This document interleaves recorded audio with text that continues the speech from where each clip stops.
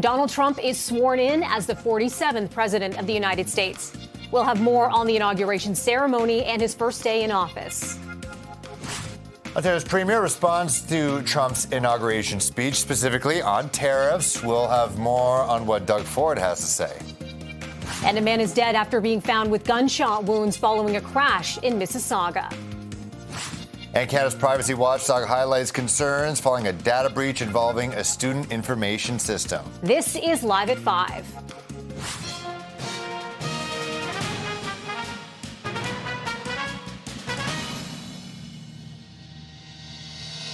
Hello, I'm Melissa Duggan. And I'm Phil Perkins. You're watching Live at 5, our top story. Let's go to Washington. Donald Trump begins his term today as the 47th president of the United States. I, Donald John Trump, do solemnly swear. I, Donald John Trump, do solemnly swear. That I will faithfully execute. That I will faithfully execute. The office of President of the United States. The office of President of the United States. And will, to the best of my ability. And will, to the best of my ability. Preserve, protect, and defend. Preserve, protect, and defend. The Constitution of the United States. The Constitution of the United States. So help me God. So help me God. Congratulations, Mr. President.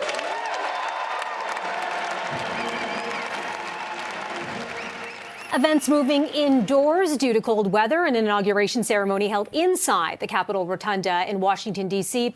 Trump was sworn in front of former presidents, his family, and high-profile supporters, including billionaires Tesla CEO Elon Musk and Amazon founder Jeff Bezos.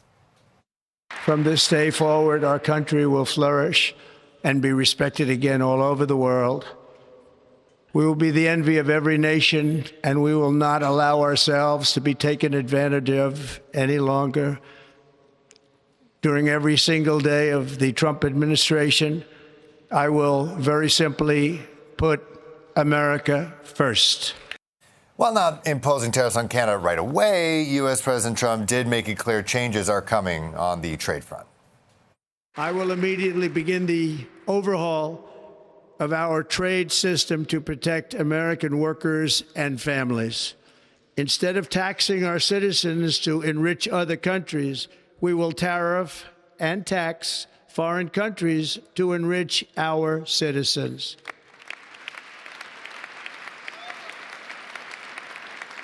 For this purpose, we are establishing the External Revenue Service to collect all tariffs, duties, and revenues. It will be massive amounts of money. Canadian officials point out that work has already started to beef up border security in response to Trump's request to halt the flow of illegal drugs and migrants into the U.S. And the Trudeau cabinet was meeting in Quebec today as Trump was sworn in Washington. The threat of tariffs on Canadians remains top of the agenda. Trump did announce today a study of trade practices instead of immediate tariffs. The news is being greeted cautiously by cabinet ministers who say efforts continue to avoid tariffs. We're still talking to them and engaging with them, but also all their offices and everything that is linked to being able to do the job back in Washington is not finalized. So that's why we need to engage, we need to do the work, and meanwhile, we'll continue to make sure that we adapt. This was news today. It is important news, and at the same time, we'll be working on preventing tariffs, like I said, and preparing a response. So we remain very much on the job to protect the Canadian economy. If the administration wants to study the economic and trade relationship between Canada and the United States, we think that's a positive opportunity for us to continue to tell the Americans, and obviously Canadians as well, the importance of working together and how both countries are stronger and more secure when we respect and honor a comprehensive free trade agreement. It's in the interest of American consumers and American businesses, but it's also very much in our own economic interest to maintain that partnership with the United States. Of course, a lot of reaction. Premier Doug Ford suggesting he needs a new mandate in order to properly respond to potential U.S. tariffs, which would mean an early election. CP24 Sija Liu joins us live now from Queen's Park with more. Sija, what are you hearing there today?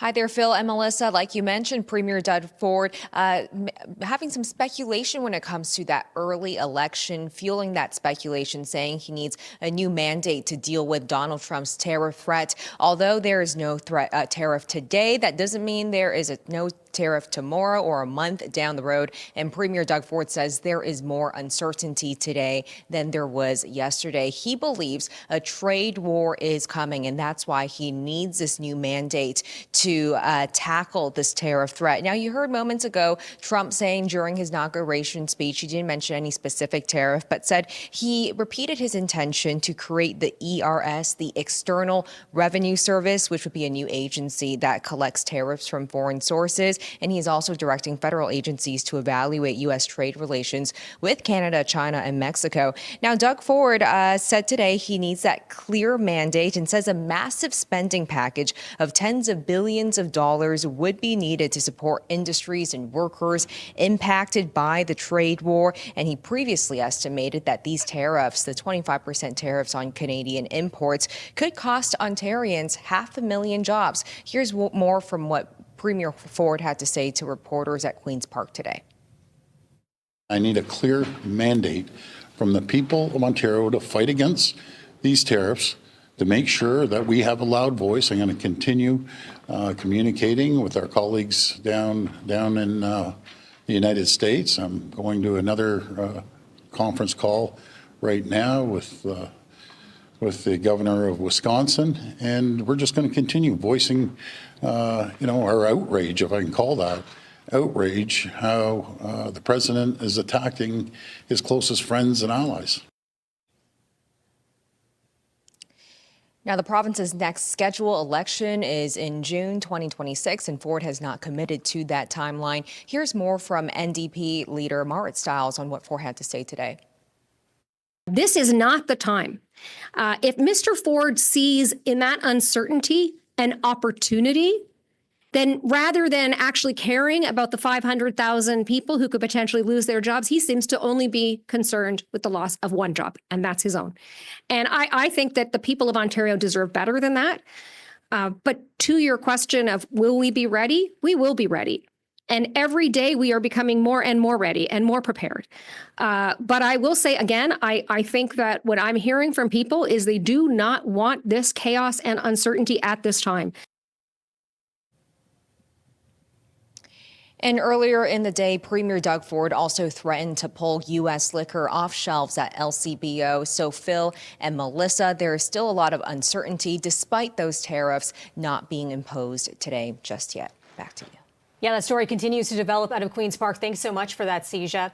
And sticking with provincial politics, a new poll suggests the lead over the Ontario PCs, their hold over the Liberals, that is narrowing. Sure, as the Liaison Strategy Survey shows, the gap between Bonnie Crombie's Liberals and Premier Doug Ford's Progressive Conservatives is just 9 points. The PCs have 41% support among decided and leaning voters. The Liberals have 32%, which is a 2-point increase from last week and a 5-point rise since the start of the year.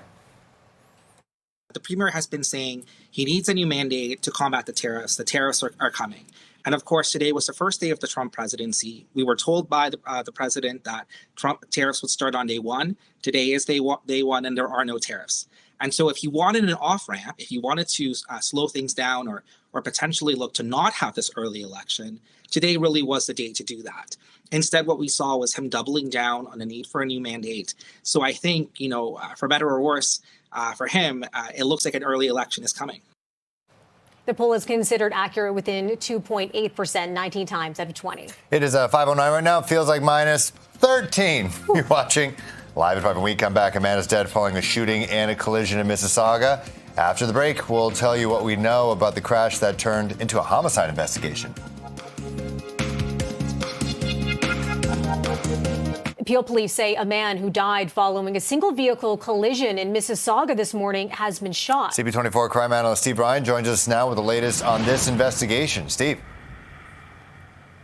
Yeah, Phil, the investigation right now is at this strip plaza, this industrial plaza on Midway. And the investigators have been focusing on one of the units at this strip plaza for some time today. It is believed that this is the primary crime scene. And I say that because there's a secondary crime scene, which was a vehicle that went off the road on the west side of Dixie Road, south of Derry Road, and a man in his 20s was in that vehicle when the police responded. That was the original call. Was a car off the road. There was some property damage done to the vehicle as well. The entire right side of the front end was smashed in. And when police got to the scene, they saw that the man had been shot. He was rushed to hospital where he succumbed to his injuries. So that is the secondary crime scene. This is the primary crime scene. And police believe that the shooting occurred at this location just before 2 o'clock this morning. The forensic team is on site here trying to gather some forensic evidence, and they're looking for video surveillance as well. Now, we did hear from Peel Police earlier on today, and here are some of what we were told. Let's listen. What we now know is our Homicide Bureau is now investigating. And the information that we have at this time is their victim was at a different location, not far, on Midway Boulevard near Invader Crescent in the city of Mississauga. There's some sort of altercation where he was shot.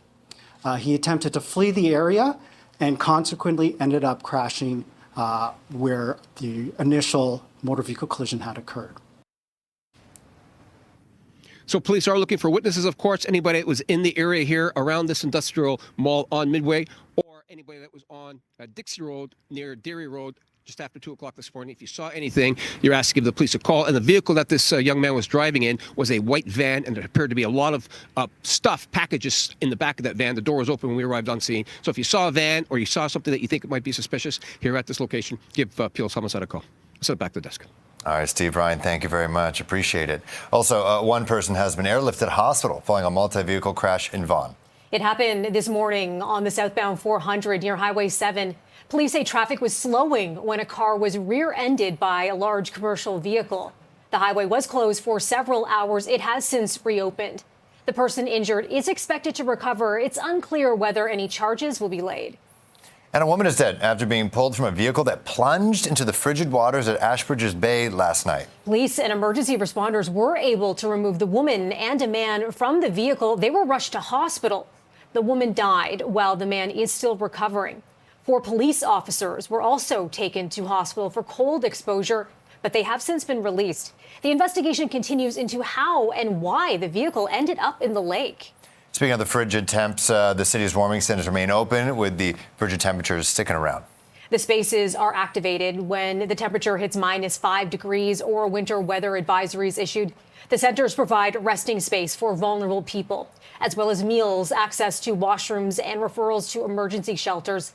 The 5 locations, they are at Metro Hall, 136 Spadina Avenue, 81 Elizabeth Street, 12 Holmes Avenue, and 885 Scarborough Golf Club Road.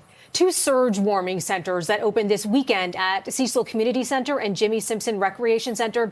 They are still operating.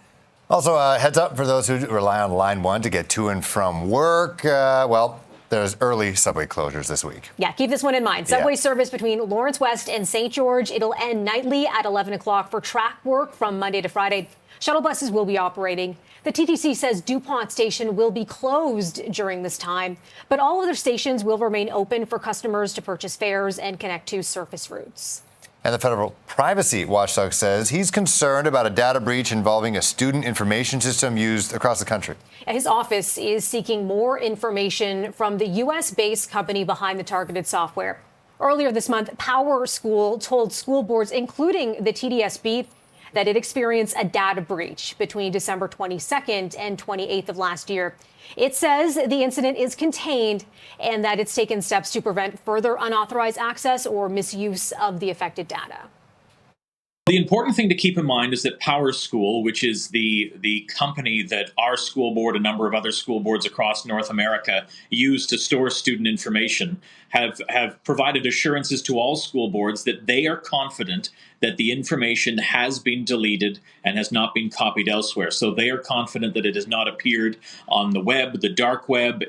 So those are the assurances that we are receiving as a school board.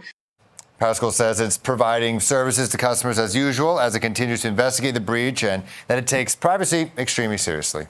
Post-secondary schools and students say they are facing cuts as a result of the federal government's cap on international student permits. The Council of Ontario Universities says its schools are expecting to lose $330 million this fiscal year. It says that'll lead to cuts in programming, hiring freezes, and layoffs. Meanwhile, British Columbia's Federation of Students also says that it is seeing cuts and service reductions. A new poll suggests the majority of Canadians are worried an economic downturn lies ahead for the country. The survey conducted by the Bank of Montreal found that 63% of those polled expressed concerns about a potential recession in the next 12 months. 48% say they believe the economy will weaken over the same time period, while only 19% expect it to get better. The findings come as tariff threats loom over Canadian exports to the U.S. The report also found that rising prices and the cost of living remain the top concerns for Canadians. It is 5:17, -13, feeling more like -22 right now. This is Live at 5. When we come back, the ceasefire between Israel and Hamas appears to be holding. We'll have the latest from the Middle East just ahead.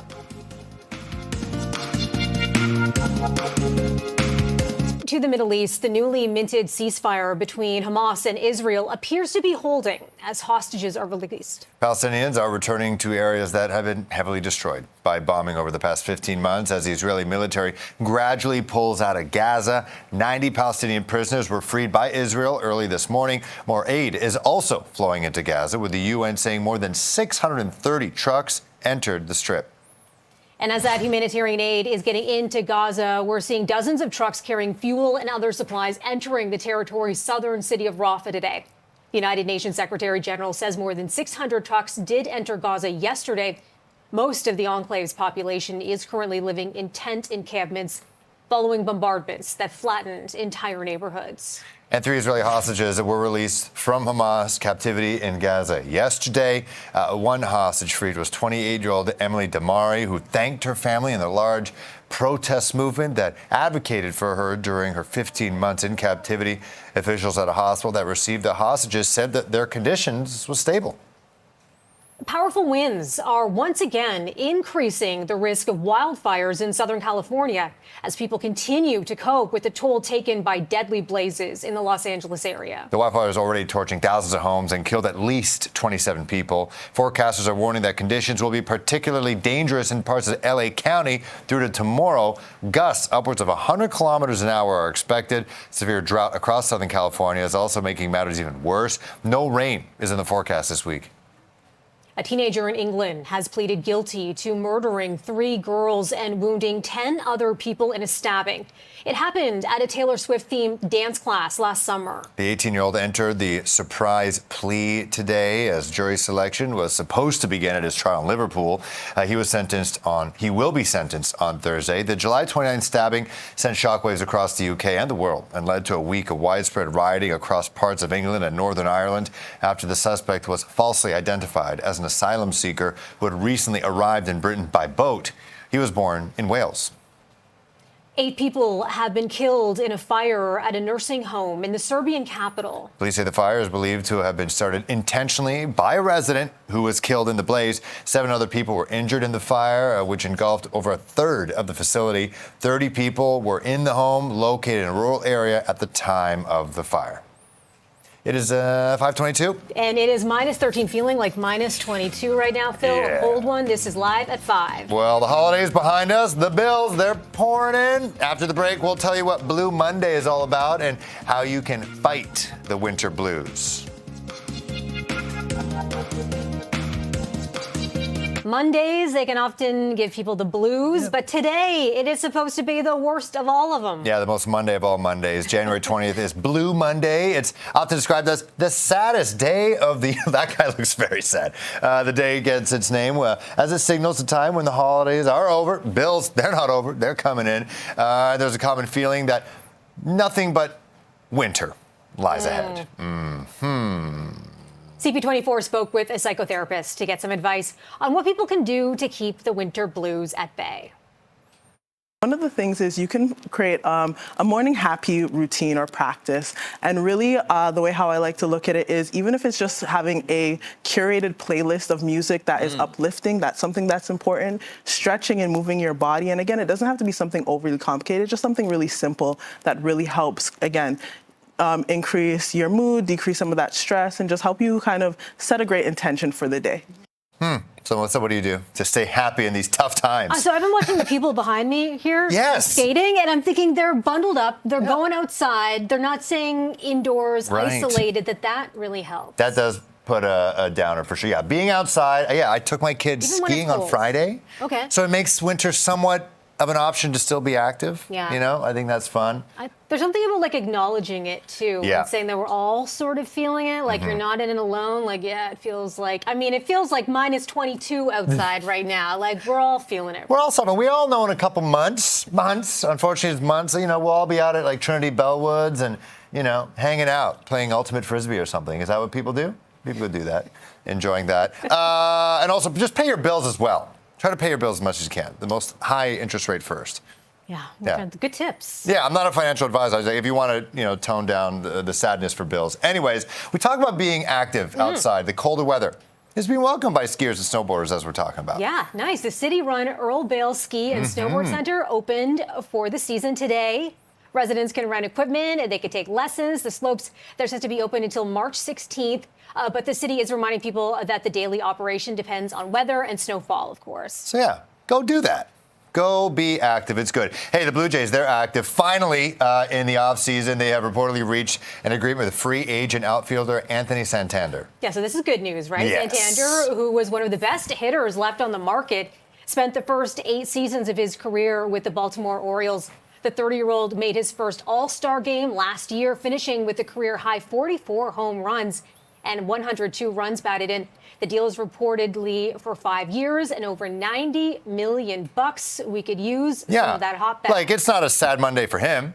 He's cashing that in. Yeah, those bills aren't a problem for that guy. No, he has no idea what bills are. Okay, the Leafs back in action tonight against the Tampa Bay Lightning following their massive comeback win over the Canadiens on Saturday. Yeah, something to cheer for. Yeah. That'll lift the Blues. Toronto scored 7 unanswered goals after going down 3-0 in the first period against the Habs at the Bell Center. Meanwhile, the Lightning are coming off a big win of their own, beating Detroit 5-1 on Saturday. Puck drop at Scotiabank Arena set for 7:30 p.m. It is 5:28. Feels very cold. You're watching Live at 5. We don't even have to mention the numbers anymore. Donald Trump is now the 47th president of the United States after an indoor inauguration ceremony today. We're keeping a close eye on his first day back in office. Stay with us. We got more after the break.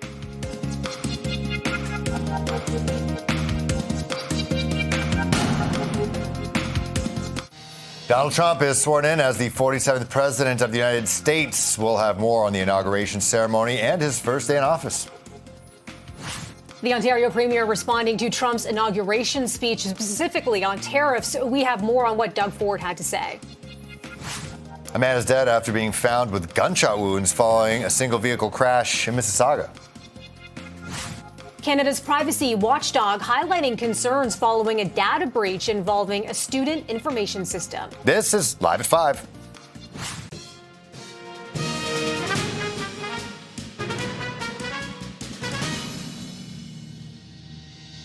Good evening. I'm Phil Perkins. And I'm Melissa Duggan. Welcome to Live at 5. Our top story, Donald J. Trump is now the president of the United States for the second time. At 78, he is the oldest person to hold the top job in U.S. history. In his inaugural address, Trump promised major changes. CTV's Washington bureau chief, Joy Malvin, has the highlights.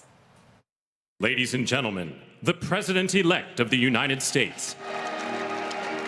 Emboldened and empowered, Donald Trump is back in the White House. I, Donald John Trump, do solemnly swear. In front of a crowd of hundreds inside the rotunda of Capitol Hill, Trump was sworn in as America's 47th president, promising the dawn of a new golden age in the same Capitol that was attacked 4 years ago by Trump supporters. For American citizens, January 20th, 2025 is Liberation Day. Framing his second term as divine destiny.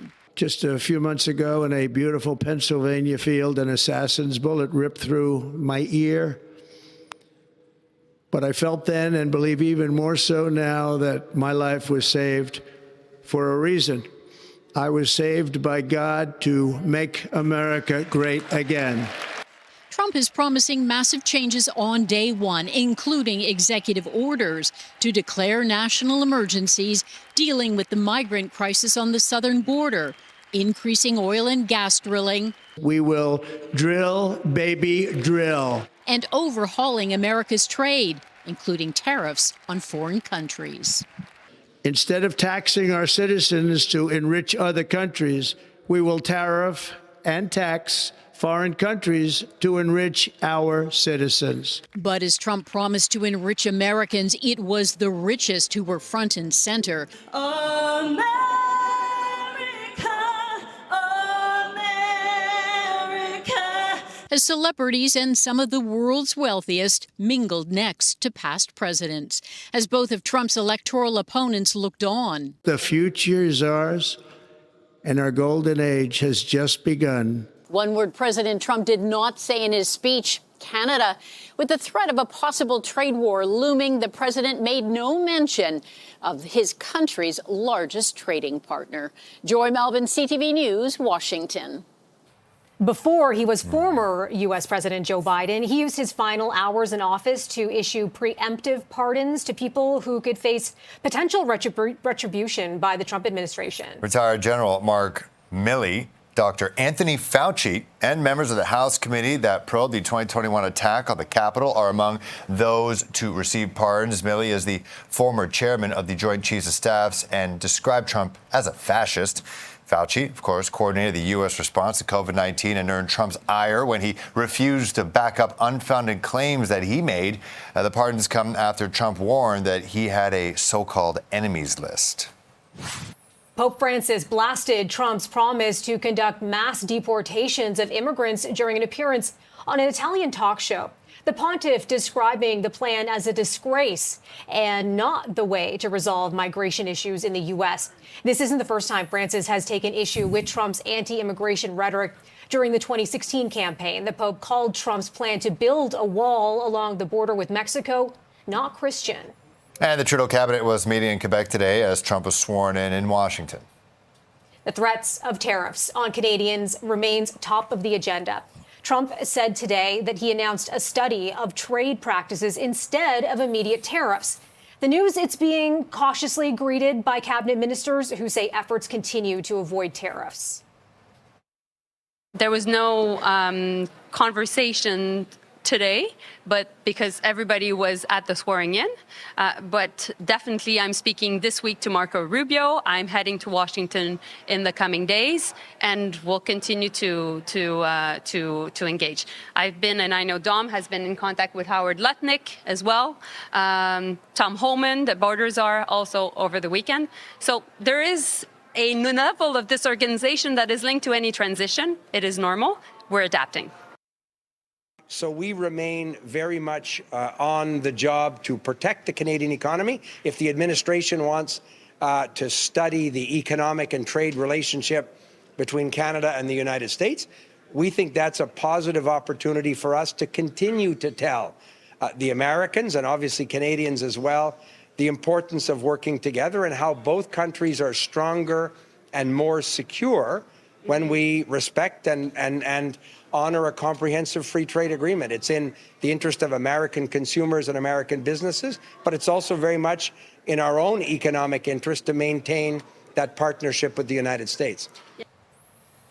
Premier Doug Ford is suggesting he needs a new mandate in order to properly respond to potential U.S. tariffs, which would mean calling an early election. Yeah, CP24 Sija Liu is live inside Queen's Park with more. Sija. Hi, Phil and Melissa. This is one of his clearest signals that an early election is top of mind for Premier Doug Ford. He says he needs a new mandate to deal with 4 years of a Trump presidency and to approve billions of dollars of a spending package to help affected workers when it comes to this tariff threat. Now, Premier Doug Ford says, make no mistake, tariffs are coming and that a trade war is going to be here. Now, during his inaugural speech, Trump did not specifically mention Canada or his threat to impose a 25% tariff, but Premier Doug Ford is not holding his breath. He says there is more uncertainty today than there was yesterday, and that is why he needs a new mandate. He says he wants to let the people decide whether there should be a massive spending package of tens of billions of dollars to support the industries and workers that would be impacted by this trade war. He had previously estimated that the tariffs could cost Ontario up to 500,000 jobs. Take a listen to what he said to reporters outside of Queen's Park today. He did say that he's going to apply tariffs across the board, and I feel he's going to be targeting Canada, specifically Ontario, because we're the manufacturing might. And it's very concerning. These are going to be negotiations that are going to go on for quite some time right now. And make no mistake about it, he's coming for us. Is it tomorrow or is it a month down the road? But it's very concerning what I heard today. And I think all countries around the world should be concerned on what he's saying. Now, Ontario's next provincial election is scheduled for June 2026, but Premier Doug Ford has not committed to that timeline. Here's more reaction today from NDP leader Marit Stiles on Ford's new plan to call for a clear mandate. He has a majority government, right? I mean, look, as I've said before, if you're the premier of the province, this is your mandate. It is your job, literally, every single day to fight for every single Ontarian and their jobs. That is your job. What is required in this moment is that we stay unified, that we stay focused. And I think that an election at this time, especially with the upheaval in Ottawa, is sending the wrong message to the United States. If I know a bully's going to look for weakness. And a weakness in Ontario would be an election right now. And earlier today, Ford also threatened to remove U.S. liquor off LCBO shelves.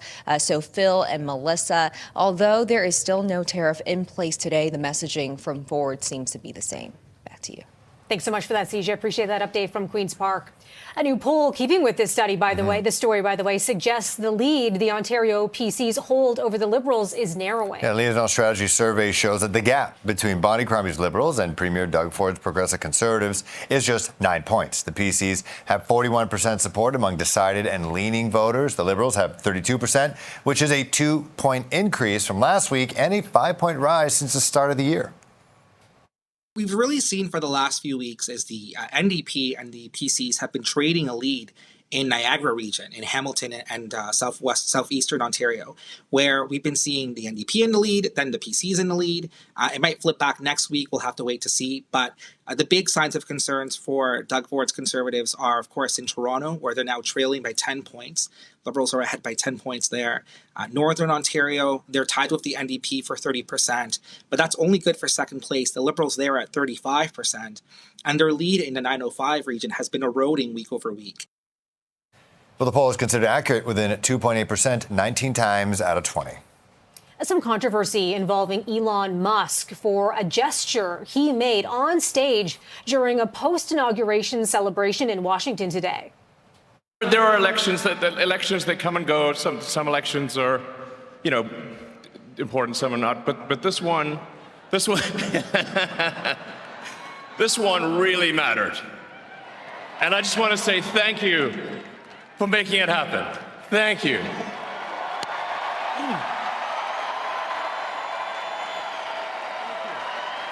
My heart goes out to you.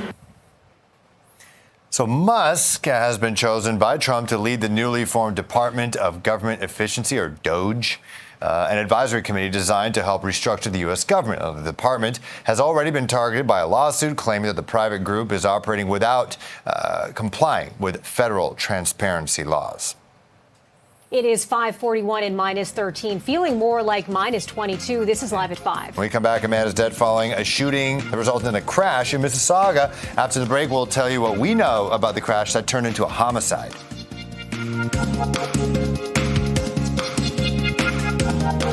Welcome back to Live at 5. A man is dead after being found with gunshot wounds following a crash in Mississauga.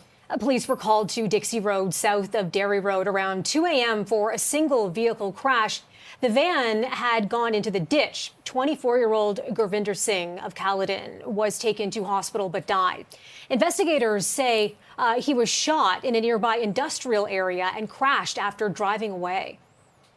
What we now know is our Homicide Bureau is now investigating. And the information that we have at this time is their victim was at a different location, not far, on Midway Boulevard near Invader Crescent in the city of Mississauga. There's some sort of altercation where he was shot. He attempted to flee the area and consequently ended up crashing where the initial motor vehicle collision had occurred. If you have any information, contact Peel Police. Staying on the roads, though, one person airlifted to hospital following a multi-vehicle crash in Vaughan. It happened this morning on the southbound 400 near Highway 7. Police say traffic was slowing when a car was rear-ended by a large commercial vehicle. The highway was closed for several hours. It has since reopened. The person injured is expected to recover. It's unclear whether charges will be laid. And a woman is dead after being pulled from a vehicle that plunged into the freezing waters at Ashbridges Bay last night. Police and emergency responders were able to remove the woman and a man from the vehicle. They were rushed to hospital. The woman died while the man is recovering. 4 police officers were also taken to hospital for cold exposure. They have since been released. The investigation continues into how and why the vehicle ended up in the lake. And with that, the city's warming centers remain open with the frigid temperatures sticking around. The spaces, they're activated when the temperature hits -5 degrees or when a winter weather advisory is issued. The centers provide resting space for vulnerable people. They also provide meals and access to washrooms and referrals to emergency shelters. As for the 5 locations, they're at Metro Hall, 136 Spadina Avenue, 81 Elizabeth Street, 12 Holmes Avenue, and 885 Scarborough Golf Club Road. 2 surge warming centers that opened over the weekend at the Cecil Community Center and Jimmy Simpson Recreation Center. They are also still operating. All right, well, there's the early closures on a stretch of Line 1 for anyone who relies on TTC to get home after work. Yeah, keep this one in mind. Subway service between Lawrence West and St. George. It'll end nightly at 11 o'clock for track work from Monday to Friday. Shuttle buses will be running. The TTC says DuPont Station will be closed during the time. Other stations, though, they're going to stay open for customers to pick up fares or to connect to surface routes. And the federal privacy watchdog says that he's concerned about a data breach involving a student information system used across Canada. His office is seeking more information from the U.S.-based company behind the targeted software. It was earlier this month when Power School told school boards, including the TDSB, that it experienced a data breach between December 22nd and 28th of last year.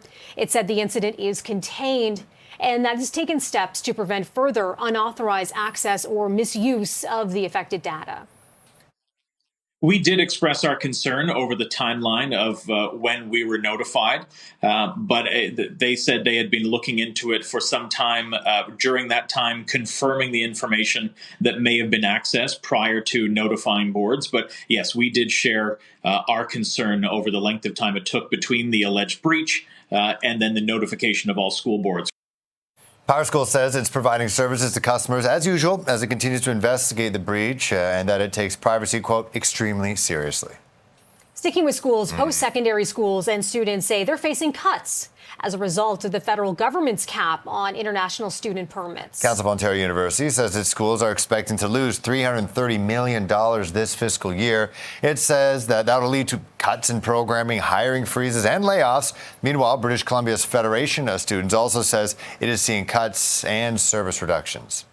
A new poll suggests the majority of Canadians are worried an economic downturn lies ahead for the country. A survey conducted for the Bank of Montreal found that 63% of those polled expressed concerns about a potential recession in the next year. 48% say that they believe the economy will weaken over the same time period, while only 19% expect it to get better. The findings come as tariff threats loom over Canadian exports to the U.S. The report also found that rising prices and the cost of living remain the top concern for Canadians.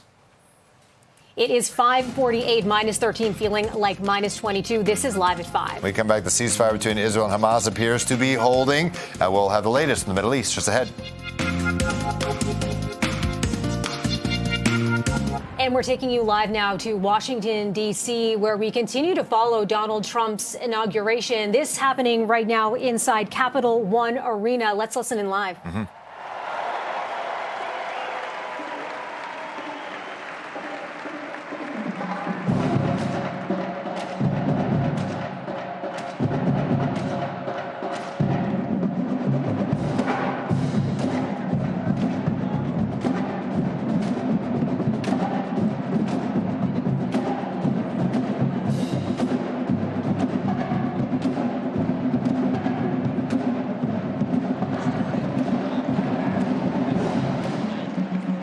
And as the beat of the drums continues, established in 2013, that band has rapidly become one of Tennessee's premier high school music programs. This band has participated in numerous civic events that honor significant moments in our nation's history, like the 75th anniversary of the attack on Pearl Harbor, Captain Jeff Kuss, United States Marine Corps Memorial Dedication, Chicago Thanksgiving Day Parade, and a Lincoln Memorial performance as well. The Stewart's Creek High School Marching Band, everybody. Make them feel welcome here in D.C.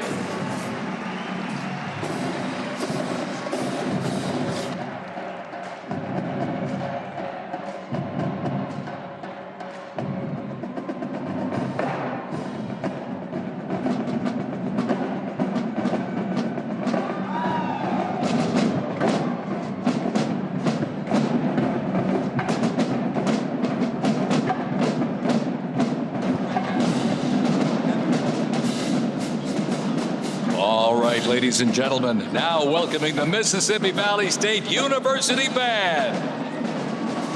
They're traveling all the way from Itabita, Mississippi. Look at this, gang. This is the Mean Green Marching Machine. They are proud to represent historically black colleges and universities at the 60th presidential inauguration.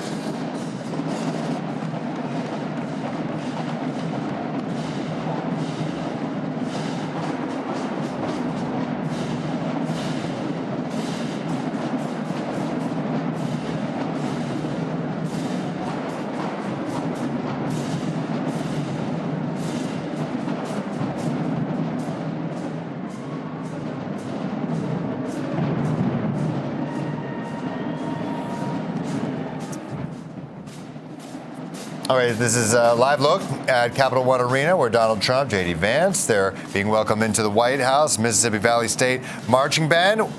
It seems like an endless amount of marching bands making their way. And Phil, this isn't your typical presidential No. parade. Normally it happens outside along Pennsylvania Avenue, but because of the weather, they're moving it inside. And we are expecting to hear from Trump, by the way. He's expected to take to the stage and speak sometime At this some evening. point. Yes. Yeah, these things drag on.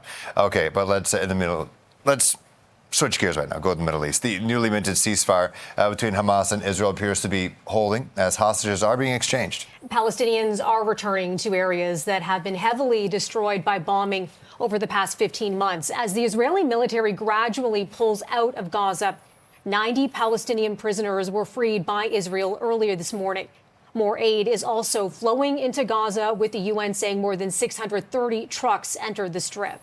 And more humanitarian aid getting into Gaza. Dozens of trucks carrying fuel and other supplies entered the territory's southern city of Rafah today. The United Nations Secretary General says more than 600 trucks entered yesterday. Most of the enclave's population currently living in encampments following bombardments that flattened entire neighborhoods. 3 Israeli hostages were released from Hamas captivity in Gaza yesterday. One of those hostages who were freed was 28-year-old Emily Damari. She thanked her family and the large protest movement that advocated for her during her 15 months in captivity. All right, it's 5:55. Feels like minus 20-something. You're watching Live at 5. Well, the holidays are behind us. The bills, they have come in. After the break, we'll tell you what Blue Monday is. We're experiencing it right now. Yeah. And how you can fight it. Welcome back. Mondays, normally not great. Give people the blues, but today is supposed to be the worst of the worst. Good news, it's almost over. It's almost 6 p.m., so it's ending real soon. January 20th is Blue Monday. Often described as the saddest day of the year, the day gets its name. It signals a time when the holidays are over, the bills are coming in. There's a common feeling that nothing but winter lies ahead. Yeah, CP24 spoke with a psychotherapist to get some advice on what people can do to snap out of it. One of the things is you can create a morning happy routine or practice. And really, the way how I like to look at it is even if it's just having a curated playlist of music that is uplifting, that's something that's important, stretching and moving your body. And again, it doesn't have to be something overly complicated, just something really simple that really helps, again, increase your mood, decrease some of that stress, and just help you kind of set a great intention for the day. Experts say journaling and light therapy are other tools you can use to help boost your mood. Also, hang in there. Yacht rock. I'm all about yacht rock. Okay, it's 5:59. You're watching Charles Breaking News, CP24. Thanks for watching. CTV News at 6 is next.